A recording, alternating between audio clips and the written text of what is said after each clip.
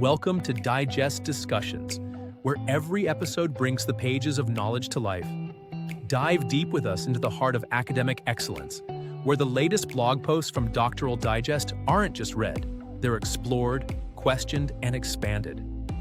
In this podcast, we peel back the layers of complex topics, offering doctoral candidates and scholarly enthusiasts a seat at our roundtable of innovation, where we guide new doctoral students and dissertation warriors through the often confusing world of academics.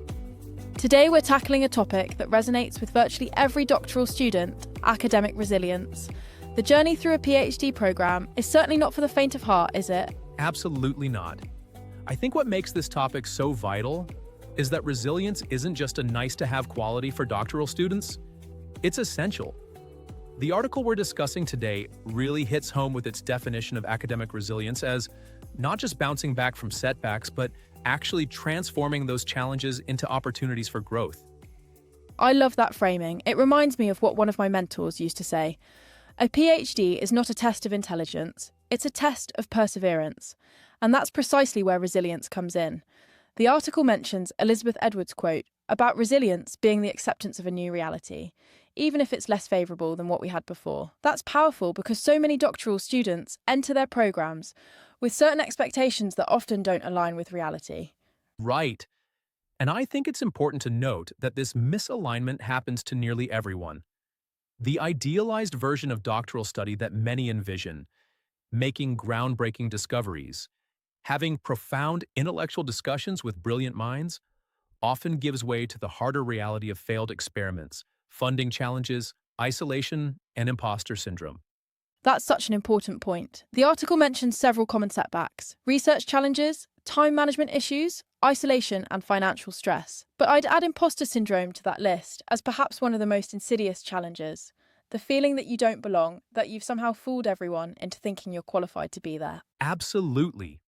I've spoken with countless doctoral students who, despite their obvious talents and accomplishments, are convinced they're frauds about to be found out. What's fascinating is that research shows this phenomenon is particularly prevalent among high achievers. The higher you climb, the more you doubt your right to be there. Which makes building resilience all the more important. The article frames resilience as dynamic, something that can be developed rather than a fixed trait. I think that's really empowering for students who might be struggling. Exactly. It's not about being naturally tough or having an innate ability to handle stress. It's about developing specific mental strategies and practices that help you navigate challenges effectively. The article breaks these strategies down into three main categories: tools for building motivation, techniques for handling setbacks, and building a supportive community. Let's start with motivation, which the article identifies as crucial for resilience. There's an interesting distinction made between intrinsic and extrinsic motivation. Can you talk a bit more about why that distinction matters for doctoral students specifically? I'd be happy to. So, extrinsic motivation comes from external rewards, things like praise, grades, or potential career advancements, while intrinsic motivation comes from within, genuine curiosity, personal satisfaction, or alignment with your values. Both can be powerful, but research consistently shows that intrinsic motivation tends to be more sustainable over the long haul, which is exactly what doctoral students need. That makes perfect sense. A doctoral program is too long and too challenging to be sustained solely by external rewards. There will inevitably be periods where those external validations are few and far between. During those stretches, intrinsic motivation becomes your lifeline. And this is where techniques like goal setting become so valuable.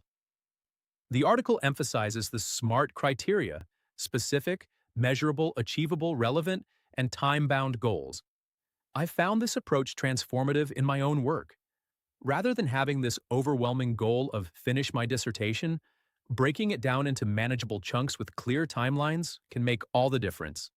Absolutely. And I appreciate how the article also addresses those inevitable motivation dips. The personal anecdote about visualization techniques really resonated with me. Picturing yourself at graduation, diploma in hand, can genuinely reignite that flame when you're feeling burnt out.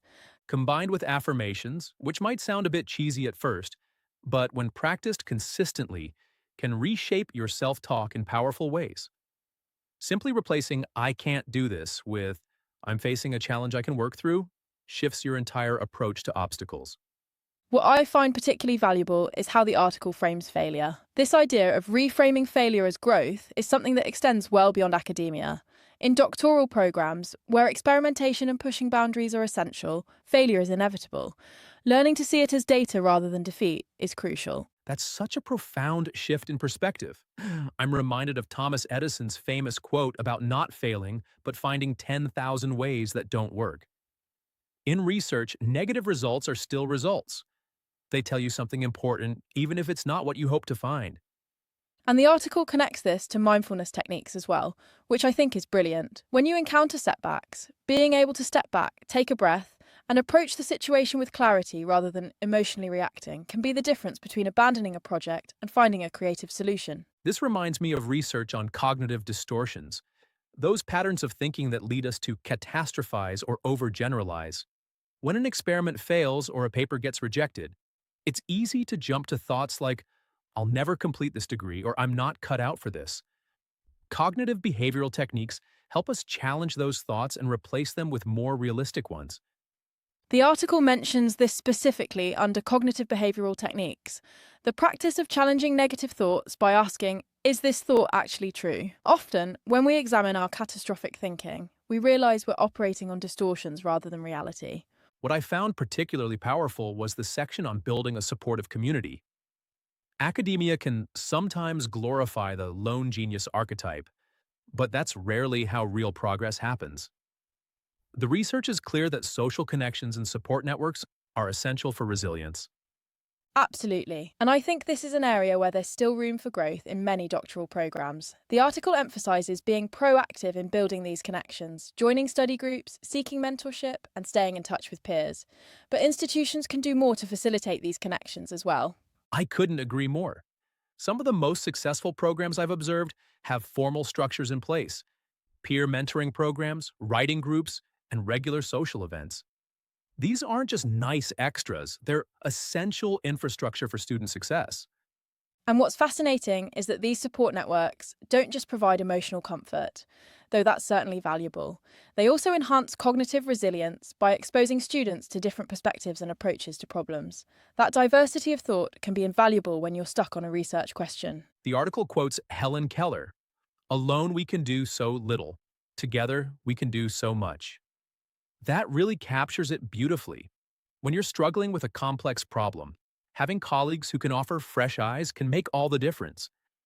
I'd like to add something important that the article touches on, but could be emphasised even more: the role of faculty in building student resilience. When advisors normalise struggle and share their own stories of setbacks and failures, it can be incredibly powerful for students. That's such a crucial point. There's research showing that when faculty share what's called their failure CVs, the rejected papers, failed grants, and professional setbacks they've experienced, it significantly reduces students' feelings of inadequacy. It makes the journey feel more approachable. Which connects back to what we discussed earlier about imposter syndrome. When students realise that even their accomplished mentors have faced rejection and failure, it helps them recognise that these experiences are normal parts of the academic journey, not evidence of their inadequacy. Exactly. And it's not just about normalizing struggle, it's also about providing constructive feedback. The article mentions how support from an advisor can be invaluable in navigating research complexities.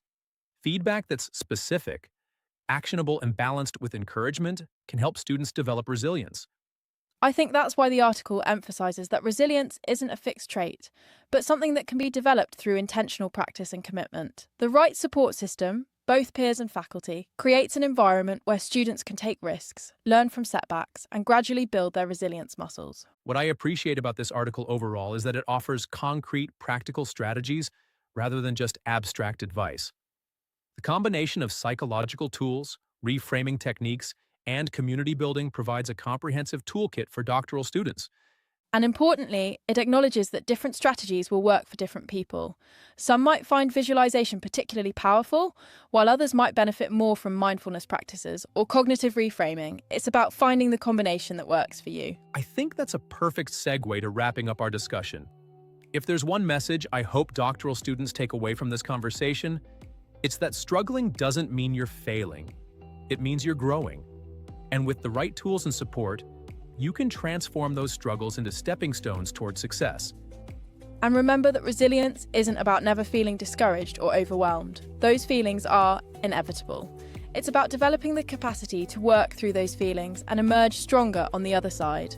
The doctoral journey is challenging by design, but with intentional resilience practices, it can also be profoundly rewarding. Thanks for joining us for this digest discussion. We're the Academic Renegade crew, reminding you that you are not alone in your doctoral journey. Join us for every episode as we break down the Doctoral Digest's most compelling content, bringing expert commentary, critical analysis, and a touch of scholarly camaraderie right to your ears. This isn't just another academic podcast. It's a community, an idea incubator, and your weekly dose of scholarly innovation all rolled into one. Tune in to digest discussions and transform the way you engage with academic literature. Let's start the conversation today.